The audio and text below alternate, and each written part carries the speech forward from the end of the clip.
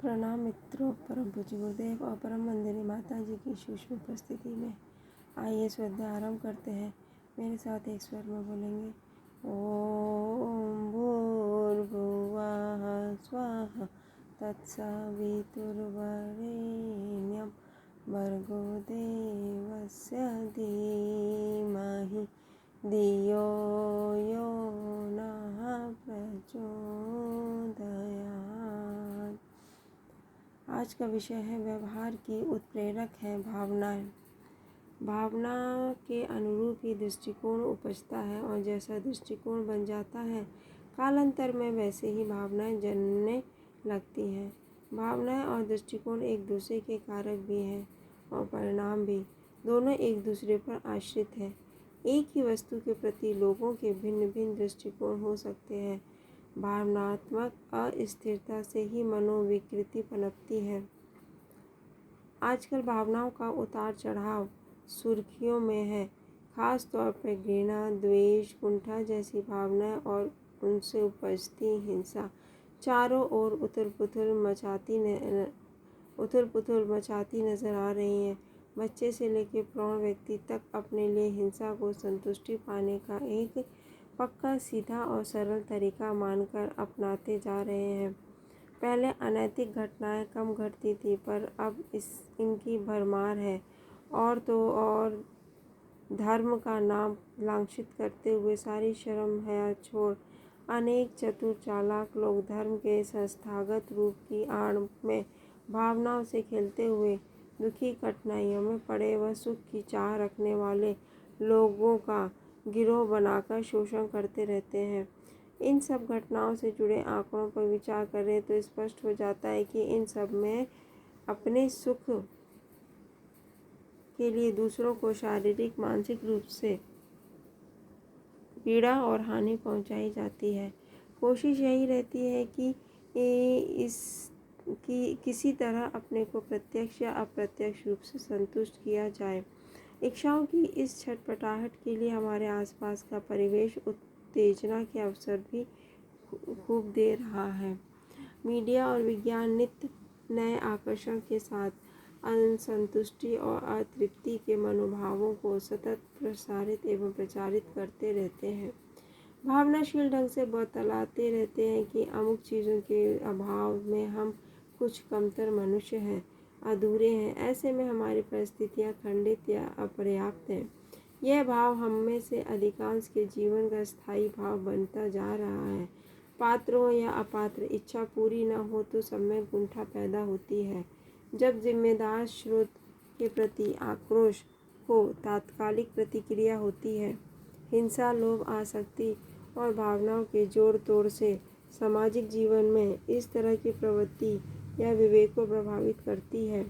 मनुष्य रूप से भावनाओं या संवेगों को सकारात्मक और नकारात्मक दो श्रेणियों में रखा जाता है। ये हमारे दैनिक जीवन में कई तरह के रंग भरते रहते हैं। संवेग कभी तटस्थ नहीं होते हैं। दिन प्रतिदिन का आकलन करें तो पता चलता है कि कोई व्यक्ति अपेक्षाकृत अधिक सकारात्मक या नकारात्मक दशाओं का अनुभव करता है। मानवीय संवेगों की अनुभूति घटनाओं की समझ या व्याख्या पर निर्भर करती है। परिस्थिति के आकलन के आधार पर ही भिन्न भिन्न संवेगों का अनुभव किया जाता है। सामाजिक सांस्कृतिक दृष्टि से विचार करें तो आचारों से जुड़े नैतिक संवेग अधिक महत्वपूर्ण होते हैं। नैतिक संवेगों को हम बचपन से सीखते हैं और वे सहजता जैसे हो जाते हैं। अपनी संस्कृति के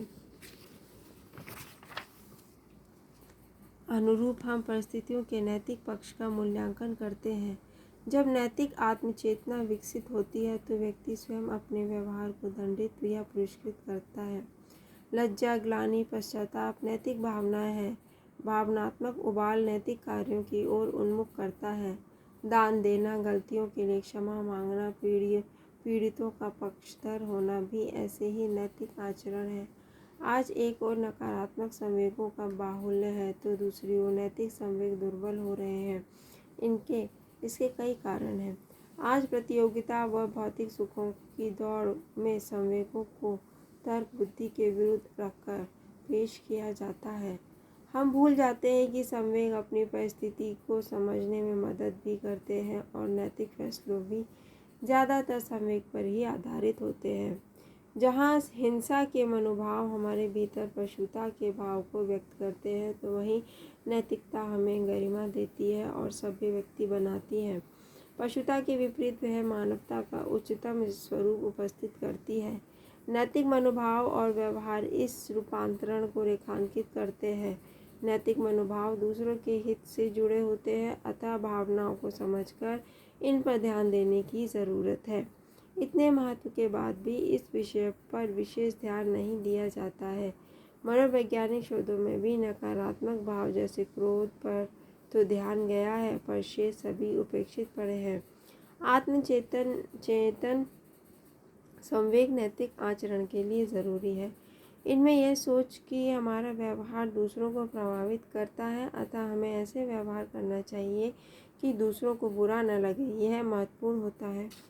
धर्म की व्यापक अवधारणा में धैर्य, क्षमा, अहिंसा, मैत्री, करुणा, दया, उदारता, सत्य, अक्रोध जैसे नैतिक भावों और संवेगों पर बल दिया जाता है। इनकी प्रतिष्ठा में ही सह अस्तित्व और सामाजिक जीवन की समरसता सुरक्षित हो सकती है। व्यक्तित्व की भिन्नता ही किसी व्यक्ति के उत्थान पतन का कारण बनती है। अच्छा दृष्टिकोण व्यक्ति के गुणों का विकास करता है, वहीं कुछ दृष्टिकोण व्यक्ति के दोषों और विनाश का कारण बनता है। अच्छा दृष्टिकोण अपनी असामयिक प्रवृत्ति के कारण जीवन शक्ति का संचारक और संवाहक बनकर उसे सफल, सुखद, सरस और समृद्ध बनाता है, जबकि कुदृष्टिकोण अपनी निराशावादी वृत्ति के कारण जीवन को निगल लेने वाले अंधकार को नित गहनतर करता जाता है। वह अपने चारों ओर उदासी, भय और कुंठा का वातावरण निर्मित करता है। अब साधु और तनावों के कुहासे में अपने को घेरे रहता है। सुदृष्टिकोण सक्रिय ऊर्जा सृजित करता है, जिससे कोई भी व्यक्ति न तो अपने को ठगा अनुभव करता है और न ही हताश और अशक्त। प्राणी अपनी इस चिरस्फूर्तता को सुकृत्यों में परिवर्तित करने और अपने लक्ष्य को प्राप्त करने के लिए सदैव क्रियाशील रहता है। ऐसे ही ऊर्जावान व्यक्ति नया संसार रचते हैं और उनसे प्रयासों से नए नए आविष्कारों, अनुसंधानों, अन्वेषणों के क्रम सामने आते हैं। ऐसे लोग ही सुरक्षा के कवच गढ़ते हुए सृजन के बीज बोते हैं।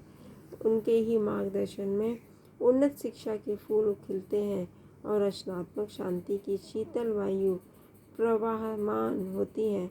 ऐसे सुदृढ़ कोण संपन्न व्यक्ति ही समाज के आदर्श होते हैं।